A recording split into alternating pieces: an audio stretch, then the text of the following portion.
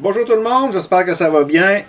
Aujourd'hui, c'est surtout, je vous dirais, c'est surtout un petit vidéo test. J'ai installé une nouvelle caméra, j'ai installé un micro, donc dans le but de faire plus souvent des lives, dans le but d'enregistrer plus facilement des vidéos de formation, des vidéos en live. Donc aujourd'hui, c'est vraiment un petit test que je vous propose. Donc je vais le mettre gratuitement sur ma page de formation. Ça va être sur Facebook aussi. Ça va être sur YouTube, donc ça va être accessible d'un peu de partout. Ce que je vous propose en fait, c'est de faire un petit survol de mon Instagram. Donc j'ai plusieurs photos que j'ai mis au fil du temps sur Instagram. C'est souvent les photos que je trouvais particulièrement intéressantes que j'ai mis. Donc, si ça vous tente de voir ça, vous pouvez aller voir sur ma page Instagram. C'est tout simplement SebTurk, SEBTURK.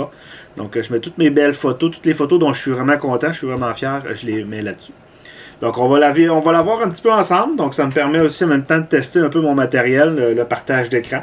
Donc, on va voir ce que ça donne. Je fais le test un peu en même temps que vous. Donc, en espérant que tout fonctionne bien. Donc, ma page Instagram, ben là, je viens justement d'en mettre une photo, ça fait pas très longtemps, donc c'est une de mes clientes, donc Léa, qu'on a fait des photos il y a quelques semaines. Donc, la lumière était vraiment belle, les couleurs d'automne étaient vraiment présentes, étaient vraiment belles.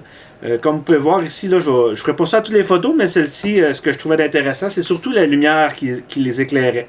Okay? Vous allez remarquer ici un peu en arrière d'eux, ils sont un peu éclairés derrière leur silhouette. Donc ça, c'est quelque chose qu'il faut planifier quand on fait notre photo. On voit où est-ce que le soleil se place, puis on s'arrange pour qu'il soit rétro-éclairé, si on veut, éclairé derrière eux. D'autre chose ici, il y a un petit coin, je ne sais pas si vous voyez, le côté gauche est un petit peu plus flou. En fait, c'est parce qu'il y avait des feuilles devant moi, devant l'objectif. Là, c'est sûr qu'Instagram va toujours un petit peu recadrer les photos, pas nécessairement de la bonne façon, mais ce que ça fait comme effet, en fait, c'est que ça vient un petit peu comme isoler le sujet. On a l'impression vraiment qu'ils sont vraiment en train d'être tout seuls, puis moi, je suis comme si le photographe n'existe pas, on vient vraiment capturer le moment sans déranger la scène. On leur voit ici même cet effet-là, donc un jeune couple, la région de Sainte-Marie. On peut voir ici, il y a quelques feuilles qui camouflent au devant de la scène. Donc ça fait oublier le photographe, ça nous fait vraiment nous concentrer sur sur la photo en tant que telle. Ici, bon, une autre photo de maternité, très intéressante. Un portrait de jeune fille, urbain, beaucoup plus. Donc on était à Québec. Vous voyez ici la façon dont je me suis placé. Donc je me suis placé vraiment du côté pour être collé au mur, pour donner vraiment une ligne de fuite, si on veut, à ma photo. Donc le côté ici est vraiment flou. Puis ça s'en va jusqu'à la jeune fille où ce que la photo est vraiment nette au niveau de la jeune fille. Le soleil était plus devant elle à ce moment-là. Il y avait tout un bâtiment qui nous camouflait le côté. Donc on voyait, c'est vraiment de se placer de cette façon-là pour qu'elle soit bien éclairée. Autre photo ici qui est intéressante, mon chien Kodiak. Ce que j'ai fait avec cette photo-là, c'est ce qu'on appelle une double exposition. Donc, ce qu'on fait, c'est une technique qui date de très longtemps, mais que maintenant, je vous dirais qu'on peut utiliser simplement avec Photoshop ou avec les logiciels de montage. Donc, c'est deux photos, une par-dessus l'autre, puis on gère l'opacité pour que la photo sorte bien, pour qu'on voit les deux éléments, mais qu'il y en ait un qui soit un petit peu plus en dominance. Donc ici, on voit mon chien. Je suis allé un petit peu effacer la photo de la forêt, si on veut, pour que son œil paraisse plus clair, son œil paraisse plus allumé, si on veut, plus intense. Une petite photo que j'ai faite pour le fun. Ici, une photo de portrait, un portrait de famille. Donc, ce qui est important, c'est vraiment de capturer les émotions puis le naturel de la chose. Donc, ce qu'on fait à ce moment-là, c'est qu'on demande aux gens de s'éloigner de moi, de s'éloigner et de revenir en marchant vers nous. Donc en marchant vers nous, on dit aux gens de se regarder, de se dire des petites blagues, de se donner de se faire rire un petit peu. Donc ça fait un portrait qui est très très naturel. Ce qu'il faut faire attention par contre à ce niveau-là, c'est toujours de dire aux gens de rester sur la même ligne. Donc s'il y a quelqu'un qui est plus en avant ou plus en arrière, ça va être difficile de bien gérer la zone de netteté. Donc ça se peut qu'il y en ait qui arrivent flou. Donc c'est quelque chose qu'il faut faire. On remarque ici aussi que les gens, si on regarde les cheveux ici de la dame, donc le soleil était derrière eux, si on veut, donc il était rétro-éclairé, ce qui donne vraiment un beau look, le fun.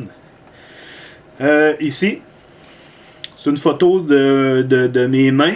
Donc, comment que la photo a été prise, hein? On se le demande.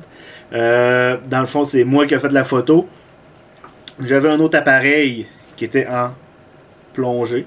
Donc, j'ai installé devant mes mains. Grâce à mon cellulaire, ce qu'on peut faire, c'est qu'on peut gérer à distance un appareil photo. Donc moi je travaille avec Canon, donc il y a une application qui s'appelle Canon Connect qu'on peut aisément connecter sur notre appareil photo. Donc moi ça c'est mon 5D Mark III. J'ai aussi un 5D Mark IV.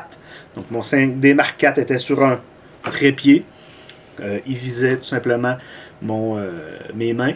Puis je voyais sur mon cellulaire était sur mes genoux, donc ça paraît pas sur la table. Puis je pouvais voir, ok, est-ce que c'est bien installé. Puis là, je pouvais gérer le moment à laquelle que je voulais faire ma photo. Donc après 10 secondes, donc je pesais, pouf, ok, dans 10 secondes, la photo va se prendre. Donc je m'installais pour que mes mains soient bien placées, pour qu'on ait l'impression que c'est quelqu'un d'autre qui a pris la photo. Ensuite, je suis venu la mettre en noir et blanc pour qu'il y ait un beau contraste, pour qu'on voit vraiment le contraste puis la clarté de la photo. Une photo ici de mon petit garçon avec un petit chat, c'est très intéressant. Celle-là, c'est une belle photo d'un musicien, donc un musicien de la Beauce. On voit ici, il y avait un spotlight, donc moi j'étais sur la scène derrière les musiciens. Les gars étaient vraiment bien éclairés, ça donnait vraiment un effet vraiment le fun. Puis c'est juste d'attendre le bon moment. Dans ce genre de photos-là, on n'a pas vraiment de contrôle sur ce qui se passe. Donc on laisse juste les choses aller. Puis quand c'est le moment, vraiment de prendre la photo, ben il faut être prêt. Il faut avoir le doigt déjà prêt sur la gâchette. Puis quand la personne se retourne ou quand il se passe quelque chose d'intéressant sur scène, c'est là que ça se passe. C'est là qu'il faut prendre notre photo. Une belle photo ici de la Nouvelle-Zélande. Donc, je dis souvent que je fais pas beaucoup de photos de portraits, de photos de paysages. Là, j'étais en Nouvelle-Zélande, donc ça valait la peine de prendre quelques instants pour faire la photo. Je vous dirais que c'est une photo qui est tout simplement composée assez simplement. Ça donne vraiment l'impression que c'est une petite auberge. Ce que je me rappelle de sa photo-là, c'est qu'il y avait des gens sur le pont quand je l'ai pris. Donc les gens n'étaient pas très... ils étaient loin, mais on les voyait un petit peu. Donc je les ai tout simplement enlevés sur le pont pour pas qu'on le voit.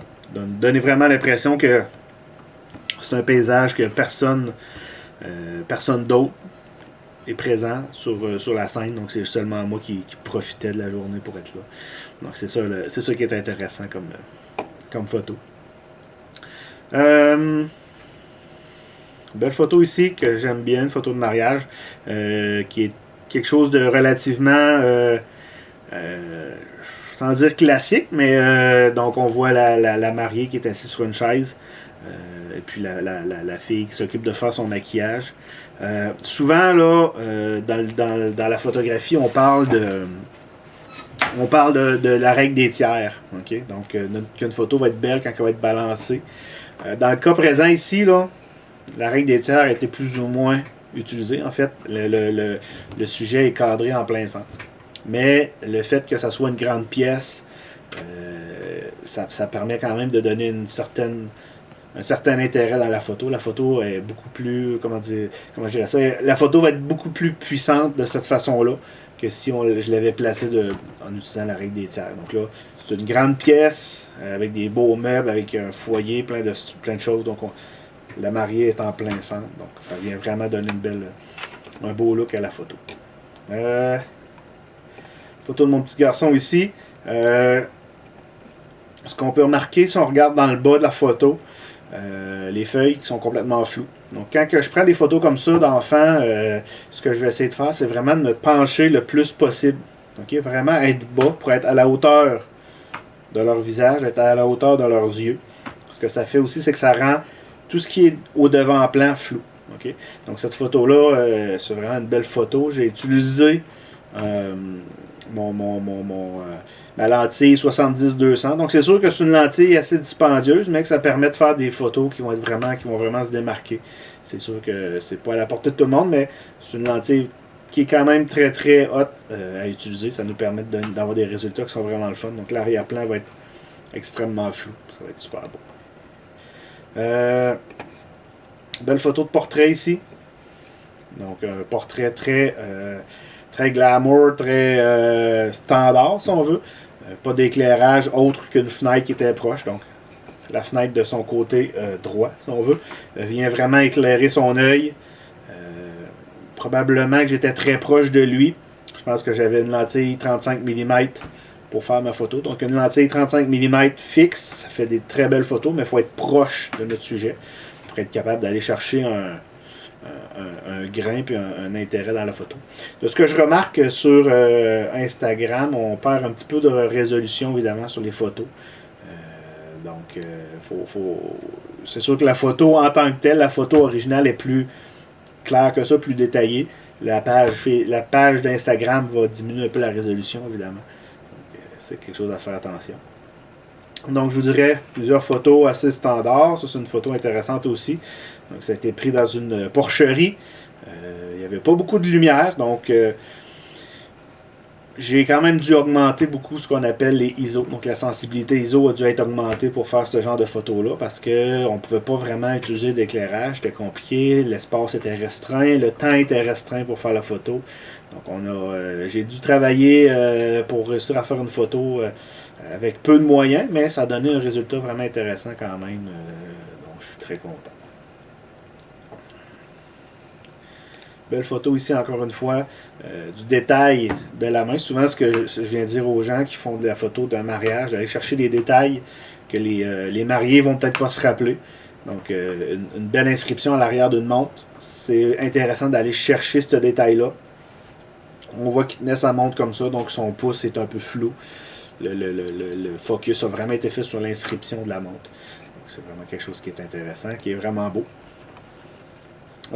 Ici une photo d'un musicien à la broche à foin, on les salue.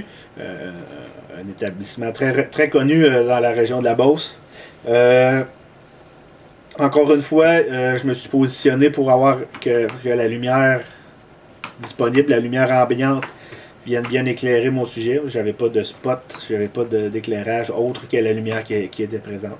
Je me rappelle qu'il faisait relativement noir, donc encore une fois, la sensibilité ISO était augmentée quand même assez pour être capable d'avoir ce genre de résultat-là. Juste une belle photo, être prêt. C'est le genre de photos-là. Les photos de spectacle, de musique, de tout ce que vous voulez d'événements, il n'y a pas de secret, il faut juste être prêt. Anticiper aussi. Souvent, je dis c'est un peu comme aller à la chasse. Préparez-vous, il va se passer quelque chose, il y a quelque chose qui va se passer, mais il faut être prêt. Il faut avoir pratiquement le doigt sur le bouton déjà quand ça va se passer. Donc, il faut vraiment anticiper le mouvement. Les belles photos, les photos naturelles, c'est pas un hasard si on est capable de les capturer. Il faut être bien installé, il faut être prêt à les prendre. Ça ici c'est intéressant, c'est un petit montage photo. J'en fais pas souvent, mais là j'avais le goût de m'amuser un petit peu. Avec la voiture de mes parents, une Ford Mustang. Donc si on regarde tout ce qui est vrai dans la photo, en fait, c'est toute la partie de la route, des arbres et de la voiture. Donc, c'est pas moi qui ai capturé les éclairs. Je me rappelle par contre cette soirée-là, c'était une veille d'éclairs, de nuit orageuse. Je trouvais ça intéressant, mais je voulais un peu redonner ce feeling-là que quand j'étais dans la voiture, que je chantais, là, ce feeling électrique-là. Donc, j'ai réussi à prendre en photo la route, si on veut, puis en même temps prendre un peu l'intérieur de la voiture. Okay? Donc, c'est un peu comme si on avait vraiment une vue à la première personne de la photographie. Plusieurs photos encore, des photos de mariage, des photos de maternité.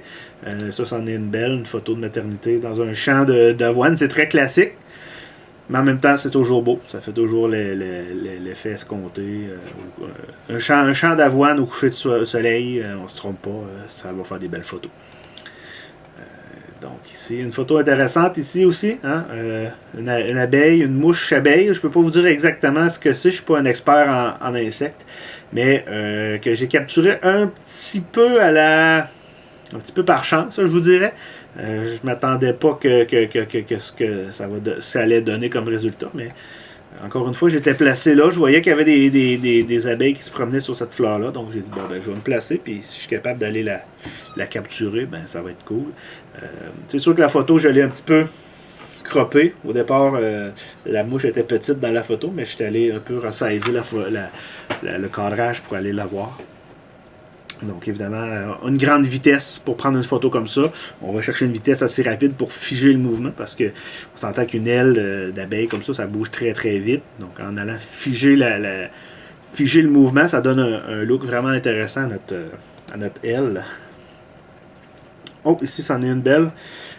Qu'est-ce qui fait que cette photo-là est intéressante? J'avais demandé aux mariés. Donc moi on était, je vous dirais, dans un espèce de chalet.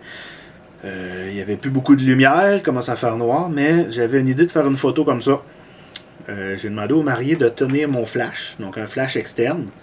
J'ai mis un remote sur mon appareil, puis un remote sur le flash externe. Puis je lui ai demandé tout simplement de le tenir. Donc avec son bras droit, il tient mon flash comme ça. Donc moi quand j'appuie, le lien se fait avec le flash. Ça vient les éclairer derrière eux. Puis ça donne vraiment un beau look. Quelque chose de vraiment majestueux, vraiment magique. C'est juste un petit truc qui est assez simple à utiliser. Quand on connaît un petit peu la photo, je vous dirais que c'est quelque chose qui est intéressant quand on doit faire des photos le soir. Ça vient vraiment rajouter un petit effet magique.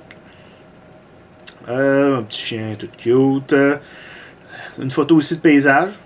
Donc c'est où est-ce que je demeure, à Saint-Gilles-de-Lobinière. Donc pendant un beau coucher de soleil, on a une rivière qui traverse le village. Donc la photo a été prise sur le pont.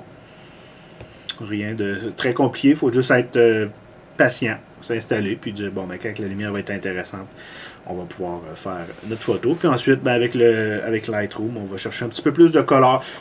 On vient chercher quelque chose d'un petit peu plus intéressant, tout dépendamment de ce qu'on va avoir comme look. Une photo prise, si on veut, assez proche. Une photo de macro, de champignon. Pas grand chose à dire là-dessus, je voulais juste m'amuser un petit peu. Une photo de moi prise à distance. Une autre photo de moi aussi. Donc encore une fois, c'est un peu le même principe que la photo de l'appareil photo, ça, on se rappelle.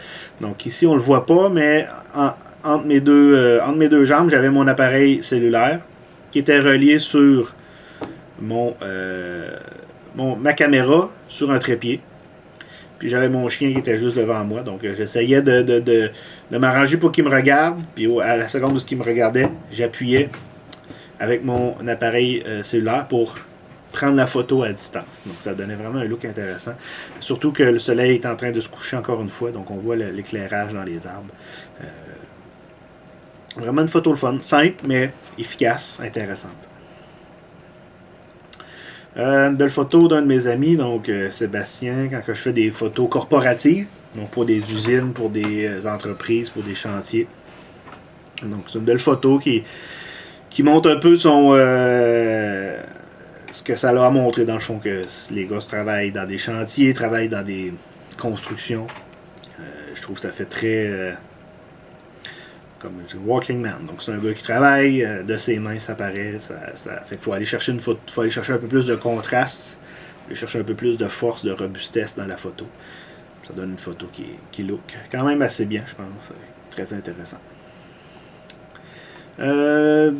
Ici, une autre photo que je trouve vraiment le fun. Donc ici, j'avais pas nécessairement d'éclairage. Par contre, il y avait un spot. Le DJ avait installé un spot, l'animateur avait installé un spot qui éclairait très bien les mariés pendant leur première danse. Donc évidemment, ces mariés-là avaient une danse quand même assez élaborée, donc il y avait quelque chose de vraiment le fun à regarder. Donc je me suis installé pour que le spot éclaire, rétro-éclaire si on veut, mais les mariés. Donc ça donne vraiment un look le fun, vraiment intéressant. Faut encore une fois prévoir, ok? Il n'y a pas de magie, il n'y a pas de... Je dis ça souvent aux gens à qui je donne des formations, c'est pas magique la photo, mais il faut être capable de se placer au bon endroit pour avoir quelque chose qui est intéressant, pour avoir un look vraiment le fun. Puis évidemment en noir et blanc. C'est un peu triché, je me rappelle cette photo-là en couleur, c'était so-so. En noir et blanc, on vient vraiment chercher ce qui est intéressant dans notre photo. Donc, quelque chose de bien le fun. Sinon, bon, ici, on a plusieurs photos. Une photo d'astronomie. J'en fais pas souvent, mais celle-là, je la trouvais quand même intéressante. Donc, c'est à Saint-Elzéar-de-Beauce. Il y avait une petite grange ici. Évidemment, j'ai mis l'appareil sur trépied. J'ai pointé les étoiles, la Voie lactée. Donc, je voulais vraiment essayer ça. C'est pas quelque chose que je fais souvent. En fait, j'ai pas fait ça très très souvent, mais je voulais l'essayer pour m'amuser. Puis ça a donné quelque chose de quand même intéressant. Donc, cette photo-là, je pense que ça l'a pris 1 minute 30 à prendre. Donc, 3 expositions. J'ai utilisé la technique du HDR. Donc, 3 expositions. 3 expositions d'environ 30 secondes. Donc, ça a donné ce résultat-là. Quand même assez impressionnant. Mais ça prend quand même un peu de travail, un peu de technique pour réaliser ce genre de photo-là. Donc, c'est un petit peu ça que je voulais montrer. C'était ma première partie de mon essai. Encore une fois, beaucoup d'autres photos intéressantes. Dans le pire des cas, si vous avez apprécié ça, ben écrivez-moi. Puis au pire, je vais faire une petite continuité. Je vais refaire d'autres photos comme ça, d'autres visionnements de mes photos. Celle-là ici en particulier. Portrait vraiment le fun, vraiment intéressant. D'un musicien de la région, une 60aine d'années. Tu vois que cette photo-là, en la prenant, là, je voulais vraiment aller chercher du contraste, donc la mettre en noir et blanc, pour vraiment aller chercher son regard. L'intensité de son regard, je trouve que ça parle beaucoup, cette photo-là. Je la montre souvent à mes étudiants, aux gens qui suivent les cours. Une belle photo en noir et blanc, là, elle va être beaucoup plus... Elle va parler beaucoup plus que n'importe quelle photo couleur. Okay? Donc, quand la photo en noir et blanc est bien réalisée, faites pas juste mettre un filtre en noir et blanc pour le fun. Quand vous mettez un filtre en noir et blanc sur votre photo, ou un filtre de couleur, quoi que ce soit, il faut que ça vienne rajouter à la photo, il faut que ça rende ça encore plus intense, tout simplement. Donc, j'espère que vous avez apprécié ça. Je vais de plus en plus refaire des photos, des vidéos comme ça, des vidéos en live. Pas en live, mais préenregistré comme ça pour vraiment voir le pouls des gens, voir si les gens aiment ça. Donc, sur ce, merci beaucoup. À la prochaine.